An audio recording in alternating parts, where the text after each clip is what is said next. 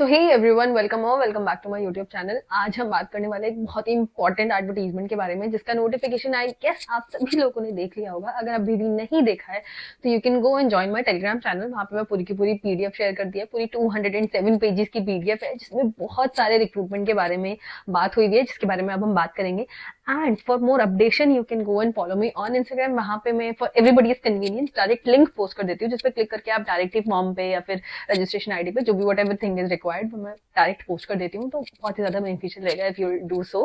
बात करते हैं हम नोटिफिकेशन की। That will be CRE, common recruitment examination. मैंने उस पर लास्ट ईयर भी एक वीडियो बनाया था कि उसके एग्जाम की प्रिपरेशन कैसे करें हम।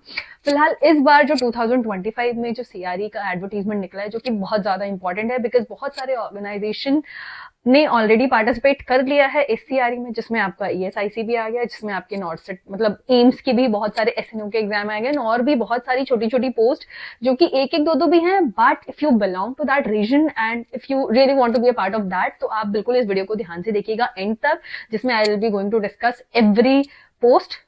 बात करते हैं हम इस वीडियो में। सबसे पहले तो डेट ऑफ एप्लीकेशन इसका आज it's 7th of January today, आज से ही इसका एप्लीकेशन शुरू हो चुका है।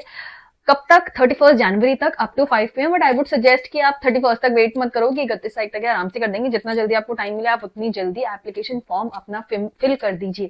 अब बात हम कर लेते हैं अगर एग्जामिनेशन की, तो examination is going to happen on February, last February में, मतलब 26 फरवरी से लेके 28 फरवरी, 26, 27, 28, तो इन तीनों दिन ये एग्जाम होने वाला है। चाहे एक दिन हो चाहे तीनों दिन हो, वो डिपेंड करेगा कितने एप्लीकेंट आते हैं इस एग्जाम के लिए। तो ये कुछ हो गया एग्जाम की बात करते हैं फी की। 3000 फी रहने वाली है, जैसे कि CRE की फी इतनी होती है, 3000 for general and OBC, and बाकी SC ST के लिए 2400 फी रहने वाली है। SC ST कैंडिडेट्स को उनकी फी रिफंड हो जाएगी डिक्लेरेशन ऑफ रिजल्ट के बाद। ठीक है, उसके बाद हम बात कर लेते हैं the most important thing which is going to be the exam. Exam किस पैटर्न में आएगा, वो थोड़ी इंपॉर्टेंट चीज है जानने लेने के लिए। जो एग्जाम है वो 100 क्वेश्चंस आएंगे, उसमें 90 मिनट्स का एग्जाम होगा। 100 क्वेश्चन होंगे 400 मार्क्स के, मतलब एक क्वेश्चन 4 नंबर का होगा, एंड 1/4 नेगेटिव मार्किंग होगी। मतलब अगर आप 4 क्वेश्चन गलत करोगे तो आपके एक क्वेश्चन के मार्क कट जाएंगे, मतलब 4 नंबर कट जाएंगे। 1/4 नेगेटिव मार्किंग, जैसे कि DSSB में होती है। अब अगर मैं एग्जाम की बात, एग्जाम जो है बेसिकली वो पिछली बार से थोड़ा अलग है। इस बार 25 क्वेश्चन विल बी जनरल, जिसमें आपका जनरल नॉलेज आएगी, एप्टीट्यूड आएगा, और कंप्यूटर बहुत ही ज्यादा इंपॉर्टेंट है उसमें। एंड बचे हुए 75 क्वेश्चन हमारे सब्जेक्ट ओरिएंटेड होंगे, जिसमें हमारी नर्सिंग होगी, पूरी कॉम्प्रिहेंसिव नर्सिंग, सारी तरीके सारे सब्जेक्ट 5 सेक्शंस में आने वाला है। सेक्शंस मतलब अब तक तो आप सभी लोग जान चुके हैं कि what do we mean by sections. Sections होगा 100, अगर 100 मार्क्स का एग्जाम है, 100 क्वेश्चन आ रहे हैं, तो वो 20 सेक्शन के 5 सेक्शन होंगे, एंड हर सेक्शन को आपको 18 मिनट्स मिलेंगे आपके पास हर सेक्शन के लिए। मतलब 20 क्वेश्चंस इक्वल टू 18 मिनट्स। एक सेक्शन खुला, आपका टाइमर वहां पे स्टार्ट हो जाएगा 18 मिनट्स का। उस 18 मिनट्स में आप जितने क्वेश्चन कर पाओगे, उसके बाद वो ऑटोमेटिकली सबमिट होकर नेक्स्ट पे आ जाएगा। मतलब there is no going back. आप सेक्शन बी में जाने के बाद सेक्शन ए में नहीं आ पाओगे। तो टाइम काफी ज्यादा इंपॉर्टेंट है इसमें। टाइम मैनेजमेंट प्रिपरेशन आपको करनी पड़ेगी।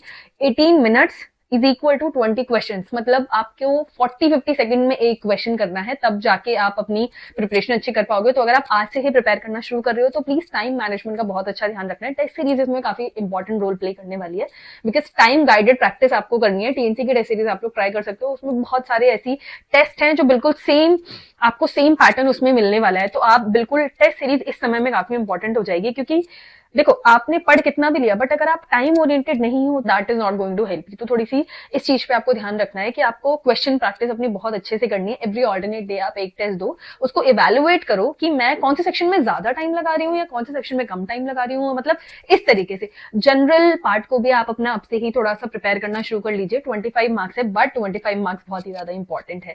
आगे बढ़ते हैं नोटिफिकेशन की तरफ। क्वालिफाइंग क्राइटेरिया दिया हुआ है ऑल इन्होंने। जनरल के लिए 40%, 25% फॉर OBC और SC ST के लिए 30%, but again it is just a qualifying criteria. बाकी तो जो टॉप रैंकर्स होंगे उन्हीं में से ही ऑफ कोर्स रिजल्ट है। इंस्टाग्राम पे भी मैंने लिंक पोस्ट किया हुआ है, तो वहां से जाके आप डायरेक्ट फॉर्म फिल कर सकते हैं। पहले ID पासवर्ड जनरेट होगा, उसके बाद आपका फॉर्म फिल करना शुरू होगा। अब जो कि हम बात करने वाले सबसे ज्यादा इंपॉर्टेंट चीज की, कितनी पोस्ट है, कहां पर है और कितनी नंबर ऑफ पोस्ट है। सबसे पहले मैं बात करूंगी एएनएम के बारे में। एएनएम की भी पोस्ट इसमें है, बहुत सारे लोगों को में भी पता ही ना होगी, होने वाली है एक पोस्ट आरएसटीसी नजफगढ़ में, दिल्ली में, जो कि है एक पोस्ट होगी। All the ANMs who are watching my video, तो आप प्लीज फॉर्म फिल अपना कर दीजिएगा। दूसरी पोस्ट का नाम है मल्टीपर्पज हेल्थ वर्कर, जो कि अगेन एएनएम की ही पोस्ट है, क्वालिफिकेशन इसमें भी एएनएम दिए हुए। 3 पोस्ट है और तीनों की तीनों दिल्ली में। तो basically if you are ANM and आप ये वीडियो देख रहे हैं, या फिर कोई भी जो, अगर आप शेयर करना चाहते हैं इस वीडियो को to all your ANM friends, 4 post है इन दिल्ली, तो आप प्लीज इसके लिए ऑप्ट कीजिएगा। इसके बाद नेक्स्ट मैं जो बताना चाहूंगी, एक इसमें पीएचएन की भी पोस्ट है, जिसके लिए बीएससी नर्सिंग चाहिए और एक्सपीरियंस चाहिए, बीएससी और पोस्ट बीएससी, जिसकी पोस्ट भी हमारे पास सिर्फ एक है, जो कि है एम्स ऋषिकेश में। पीएचएन की भी एक पोस्ट हो गई। नेक्स्ट इंपॉर्टेंट पोस्ट है, जो कि बहुत मतलब कम है बट अगेन बहुत इंपॉर्टेंट है। अगर आप उस रीजन से बिलोंग करते हैं, आपको लग रहा है कि आपकी प्रिपरेशन भी उस हिसाब से, तो आप इसके लिए भी ऑप्ट कर सकते हैं। लेवल 6 का आपको पे ग्रेड मिलने वाला है। पोस्ट का नाम है TB and health disease assistant करके, मतलब टीबी एंड चेस्ट क्लिनिक में ये वाली जॉब होगी। एम्स पटना में एक पोस्ट है और एम्स ऋषिकेश में एक पोस्ट है, जिसके लिए भी आपको डिप्लोमा ही रिक्वायर्ड है। इसके बाद जो मेन चीज है जिसकी हम बात करने वाले हैं, वो है हमारा नर्सिंग ऑफिसर। नर्सिंग ऑफिसर के लिए भी यहाँ पे ईएसआईसी भी दिया हुआ है और RIMS रिम्स भी दिया हुआ है, जो कि इम्फाल का इंस्टीट्यूट है।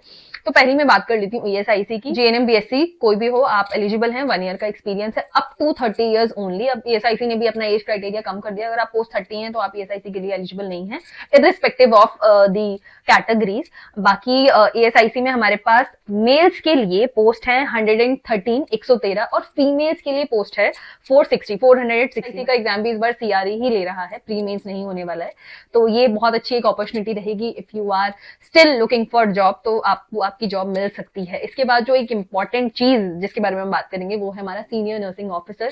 सो इफ यू आर वन जिसके पास 3 इयर्स का एक्सपीरियंस है in minimum 100 bedded hospital and अब बीएससी और पोस्ट बीएससी है, तो you please fill the form of SNO. Because अगर मैं कंपेयर करूं इसको नॉर्सेट के एग्जाम से, तो उससे कम ही होता है इसका एग्जाम। एक अच्छा खासा एक एग्जाम आपको देखने मिलता है। GNMs are not allowed, I am very sorry. तो अगर आप बीएससी पोस्ट बीएससी हैं एंड आपके पास 3 इयर्स का एक्सपीरियंस है, तो आप प्लीज ये फॉर्म फिल कीजिएगा एसएनओ के लिए, जिसमें हमारे पास 7 एम्स है। मैं बताती हूँ आपको, एम्स जम्मू, एम्स पटना, रायबरेली, भटिंडा, नागपुर, देवघर और गोरखपुर। टोटल इन 7 एम्स में हमारे पास टोटल कितनी सीट्स है? फीमेल के लिए 171 एंड मेल्स के लिए 43 सीट्स है। एज क्राइटेरिया आपका 18 से 35 है, नागपुर को छोड़ के, बिकॉज नागपुर के लिए आपको 200 बेडेड हॉस्पिटल का एक्सपीरियंस चाहिए। Else every AIIMS is asking for experience in 100 bedded hospital only, so there is no issue. एक चीज का और आप ध्यान रखना, अगर आप वर्किंग हो तो आप आज ही एनओसी डाल दें, आज या कल में एनओसी के लिए एक एप्लीकेशन डाल दें। I want to fill this form and so उसका आप एडवर्टीजमेंट लगा दें and I will be requiring NOC and this is my intimation letter. जो भी आपकी रिक्वायरमेंट हो, आप अपने ऑर्गेनाइजेशन के हिसाब से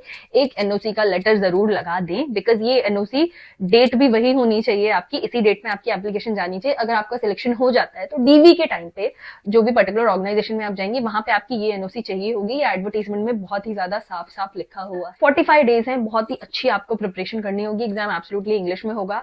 तो नेक्स्ट वीडियो हमारा यही होगा कि हम किस तरीके से गाइडेड और एक स्ट्रैटेजिक प्रिपरेशन कर सकते हैं फॉर सीआरई और ईएसआईसी के एग्जाम के लिए।